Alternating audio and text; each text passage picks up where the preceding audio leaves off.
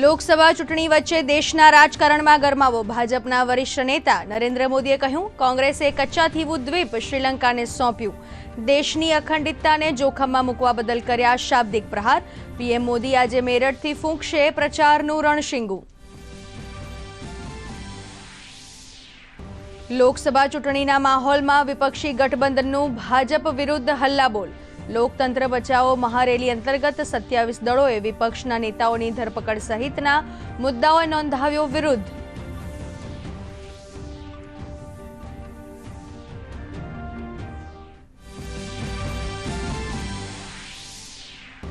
ઇન્ડી ગઠબંધન રેલી. કોંગ્રેસ નેતા રાહુલ ગાંધીએ કેન્દ્ર સરકાર પર સાધ્યું નિશાન. ભાજપ 180થી વધુ સીટ નહીં જીતી શકે તેવો કર્યો દાવો.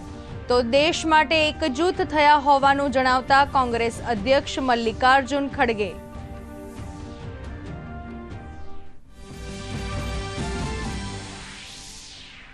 વિપક્ષ ગઠબંધનની લોકતંત્ર બચાવો રેલી સામે ભાજપનો પલટવાર. ભાજપ નેતા સુધાંશુ ત્રિવેદીએ કહ્યું, આ રેલી પરિવાર બચાવો અને ભ્રષ્ટાચાર છુપાઓની રેલી.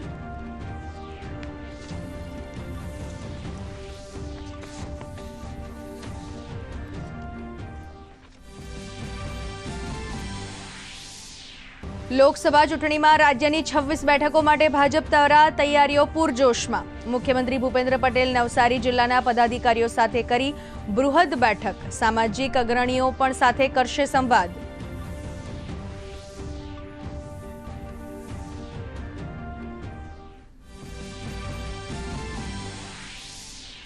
જૂનાગઢ ખાતેથી ભાજપ પ્રદેશ પ્રમુખ સી.આર. પાટીલનો હુંકાર. ભાજપ 400થી વધુ સીટ અને 5 લાખની મત લીડ સાથે જીતનો વ્યક્ત કર્યો વિશ્વાસ. ગિરનાર કમલમ કાર્યાલયનું કર્યું લોકાર્પણ.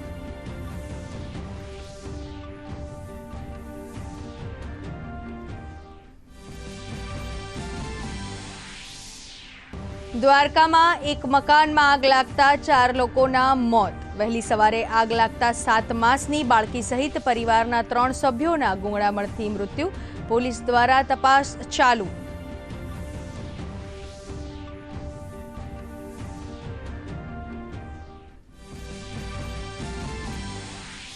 અને આઈપીએલમાં અમદાવાદના નરેન્દ્ર મોદી સ્ટેડિયમ ખાતે ગુજરાત ટાઇટન્સ સામે સનરાઇઝર્સ હૈદરાબાદનો ટોસ જીતી પ્રથમ બેટિંગનો નિર્ણય.